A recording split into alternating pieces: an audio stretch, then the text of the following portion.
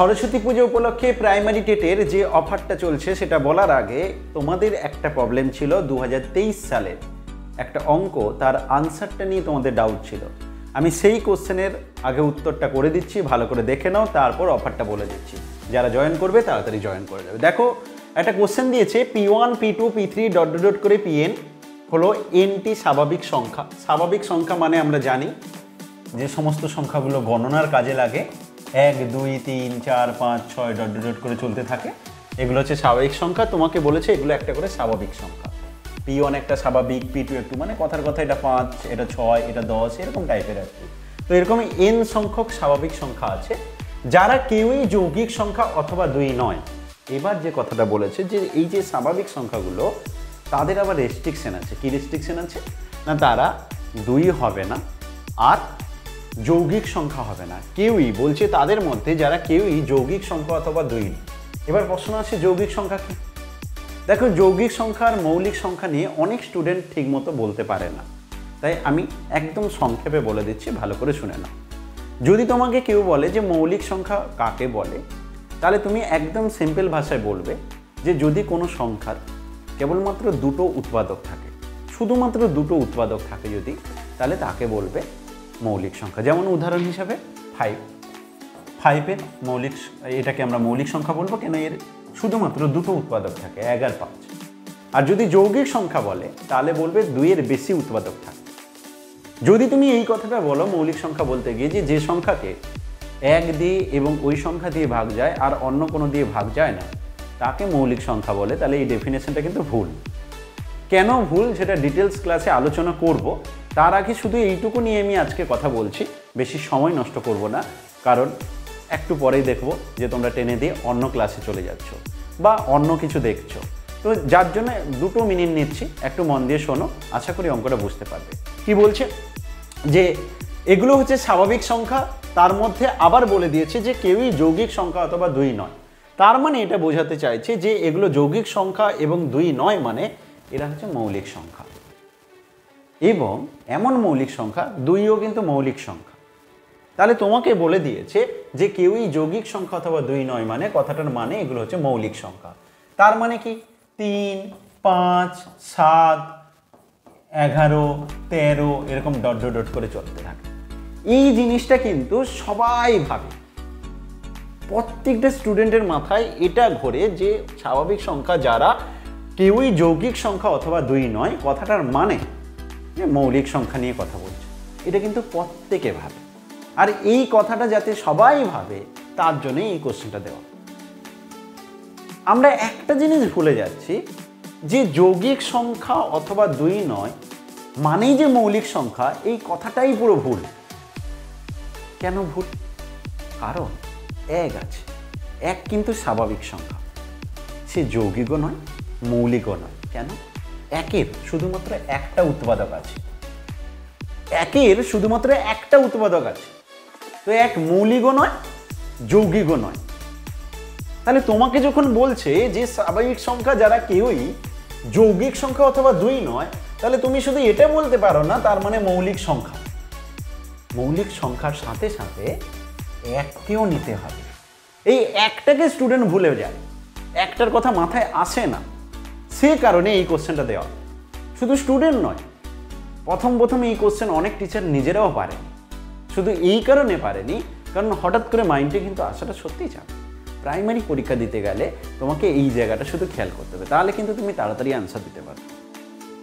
তাহলে এইগুলো কিন্তু সবাই ভাববে, তাই এটা দিয়ে কোশ্চেনটা বানানো কখনোই হবে না। কোশ্চেনটা বানানো হচ্ছে 1-এর উপর। তাহলে কি বললাম যে এরা কি হতে পারে, এরা 1 হতে পারে, এগুলোও হতে পারে, কিন্তু মেন গুরুত্ব কিন্তু এই জায়গাটা, কারণ এটাই সবাই ভুলে যাবে। কোনো কোশ্চেন ইম্পর্টেন্ট পরীক্ষায় তখনই হয় যখন সেই জায়গাটায় কোনো ট্রিক্স থাকে। তো এখানে সেই ট্রিক্সটা ওটাই যে এখানে ওই সংখ্যাগুলো সব 1 হবে। তাহলে এবার দেখো এখানে যে কথাটা বলেছে 1 প্লাস P1 P2 করে এদের গুণ দিয়েছে, বলছে এই যে ক্যালকুলেশনটা এটা একটা মৌলিক সংখ্যা।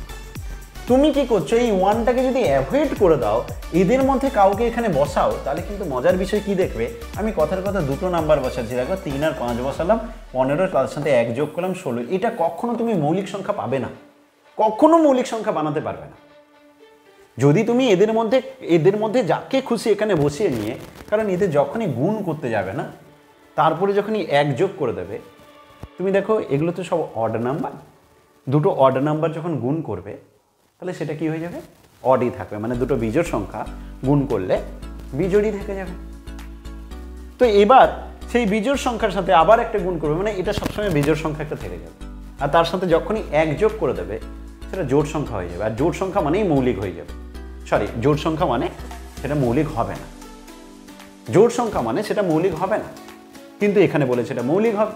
তাই কখনোই এই নাম্বারগুলো এখানে বসবে না, তাহলে এগুলো সব কটা এক হবে, এক ছাড়ার কোনো রাস্তা নেই। তাহলে প্রত্যেকটা যদি এক হয়, তোমাকে যদি বলি 5টা এক দিলাম, যোগ করলে কত হবে? 5টা এককে যদি তুমি যোগ করো তাহলে 5টা এক মিলে 5 হবে। 10টা এক দিলে তাদের যোগ করলে 10 হবে। তেমনি লাস্ট যেটা কোশ্চেন বলেছিল যে এই সংখ্যাগুলোকে P1 P2 P3 করে Pn আছে, এদেরকে যোগ করে দাও কত হবে। তাহলে এদেরকে যোগ করে দিলে তুমি দেখো এনখানা 1, আমি যেমন বললাম 5টা 1 যোগ করলে 5 হবে, 10টা করলে 10 হবে, এনখানা 1 যোগ করলে n হবে। তাই তোমার আনসার হবে n। তাই এই কোশ্চেনের আনসার হবে n। প্রাইমারি পরীক্ষাতে টিউশন পড়ার দরকার হবে না যদি তুমি বাড়িতে এগুলো ভালো করে পড়ো এবং এই সেন্সে ভাবো। তুমি যদি 2022-23-এর কোশ্চেন পেপার নিয়ে শুধু কোশ্চেনগুলোর দিকে ভালো করে তাকিয়ে একটু ভাবার চেষ্টা করো, তাহলে বুঝবে প্রতিটা জায়গাতে ছোট ছোট ট্রিক্স আছে। প্রত্যেকটা কোশ্চেন কিন্তু মজার দিয়েছে। 22-23-এর কোশ্চেন কিন্তু আমার মতে অঙ্কের কোশ্চেন খুব ভালো হয়েছে, মানে খুব ইন্টারেস্টিং কোশ্চেন। তাই এইগুলো যদি তুমি একটু ভালো করে খেয়াল করে পড়াশোনা করো যে যৌগিক সংখ্যা নয় মানে মৌলিক সংখ্যা, এই কথাটা যে এই যে চিন্তা ভাবনাগুলো এইগুলো থেকে যদি একটু বেরিয়ে আসো, তাহলে দেখবে প্রাইমারি পরীক্ষাতে পাস করার জন্য তোমাকে টিউশন পড়তে হবে না। কিন্তু এগুলো যদি তোমার মাইন্ডে হঠাৎ করে না আসে তাহলে তুমি কোচিং নিতে পারো।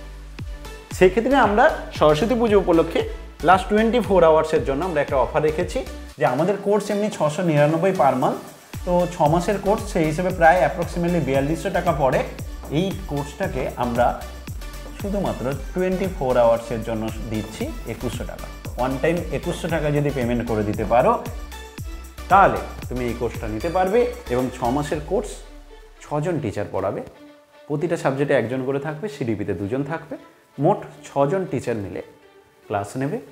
প্রত্যেকটা ডেমো ক্লাস আগে দেখে নেবে, আশা করি তুমি নিরাশ হবে না এখানে। তো আমাদের সাকসেস রেট দেখতে চাইলে EMS একাডেমির ফেসবুক পেজ বা গুগলে গিয়েও তুমি সার্চ করতে পারো, সেখানে ফিডব্যাক পেয়ে যাবে। যাই হোক, মোট কথা হচ্ছে এই কোর্সটা অনেকে বলেছিলে যে স্যার দুটো ইনস্টলমেন্টে যদি দিতে চাই, সেক্ষেত্রে তোমাকে কিন্তু 200 টাকা এক্সট্রা লাগবে, মানে 2300 টাকা পড়বে দুটো ইনস্টলমেন্টে দিলে।